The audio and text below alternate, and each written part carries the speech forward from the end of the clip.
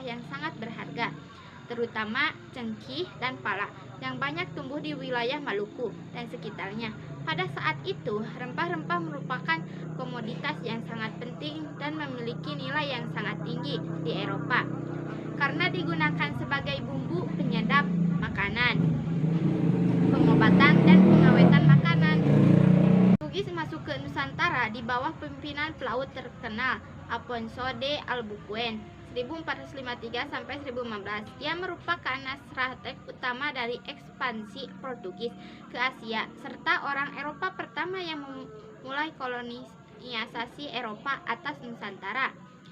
Perjanjian-perjanjian 1. Perjanjian Tordesillas 1494. Sebelum mencapai Indonesia, Portugis dan Spanyol menandatangani perjanjian Tordesillas pada tahun 1494 yang memulai dunia menjadi dua bagian. Portugis mendapatkan hak untuk menjelajahi dan menjajah wilayah di sebelah timur garis bujur tertentu, termasuk Asia dan Indonesia. Sementara Spanyol mendapatkan wilayah di sebelah barat. Perjanjian dengan Sultan Ternate pada tahun 1522, Portugis menjalani perjanjian dengan Sultan Ternate untuk membangun bentang di Ternate sebagai pusat perdagangan dan kekuatan militer. Benteng ini kemudian dikenal sebagai Benteng Sao Paulo. Ada juga peta perjalanan Portugis ke Indonesia. Berikut adalah peta perjalanan Portugis menuju Indonesia pada abad ke-16. Peta ini menggambarkan rute yang diambil oleh para penjajahan Portugis dari Portugal ke Pulau Maluku, melewati Tanjung Harapan, Samudra Hindia, dan beberapa lokasi penting lainnya. Ada juga barter. Seperti pada tujuan awal, mereka membeli dan membawa rempah-rempah dari Maluku ke negeri asal mereka di Eropa. Satu hal yang menarik, proses jual beli rempah yang terjadi antara armada Portugis dan masyarakat Maluku dilakukan dengan cara barter. Dalam catatan Pigafetta dikisahkan armada Portugis menukarkan topi, kain berkualitas bagus, kapak, hingga perunggu untuk mendapatkan cengkih. Menariknya, proses barter antara cengkih dan barang-barang mewah dari Eropa diukur dengan satuan bahar. Satuan bahar bukan satuan ukuran seperti kilogram, melainkan satuan ukur yang dikenalkan oleh para pedagang dari Arab. Meski menurut Glosirum yang disusun Boker, satuan bahar berasal dari Kalkuta, India, Boker 1967 sampai 1007. Satuan bahar ini sangat umum ditemukan di kawasan Asia Tenggara. Buktinya tercatat pada berbagai catatan kongsi dagang Eropa yang berdagang di Asia Tenggara pada abad 16 sampai 17.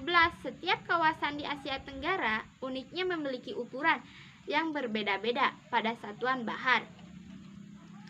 Portugis dalam catatan Pigafetta menghitung satuan bahar serta dengan 400-an pon.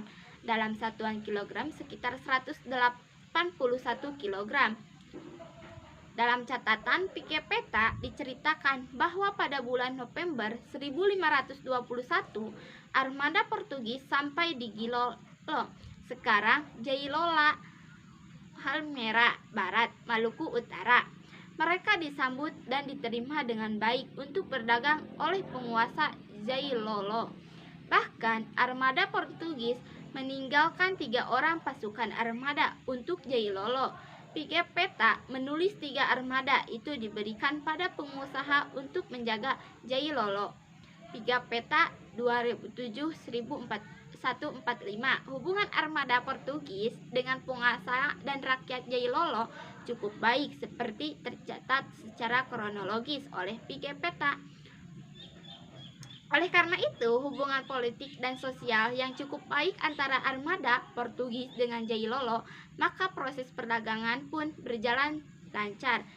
Pigafetta mencatat dengan detail dan rinci terkait apa saja komoditas yang berhasil Portugis dapatkan dalam proses barter itu. Armada Portugis memberi 15 kapak, 150 pisau, 50 pasang ginting, 40 topi, 10 potong kain mewah dari Gujarat. Masing-masing ditukarkan dengan satu bahar cengki. Megaputa 2007 146 sampai 147. Selain sekadar barang-barang mewah, ada juga satu kuintal perunggu yang dihargai dengan satu bahar cengki.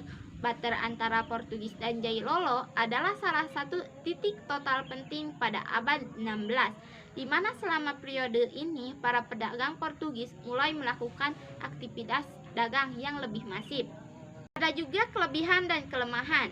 Kelebihan dari hitos kolonial yang itu mampu menunjukkan pola dan gaya hidup pemerintahan kolonial secara terperinci.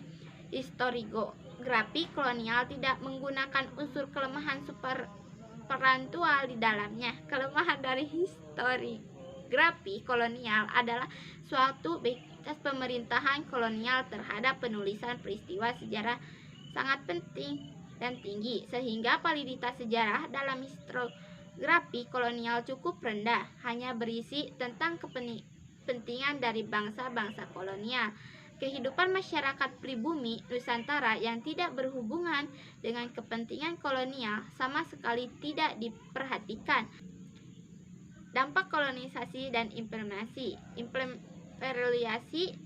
yang dilakukan oleh Portugis memiliki dampak bagi rakyat Indonesia, yaitu dalam bidang politik dengan dikuasainya Malaka menghancurkan organisasi perdagangan Asia atau di Cina dan Ambon. Terjadinya penyebaran agama Kristen yang dipimpin oleh Aperius di Ambon, Ternate dan Morotai.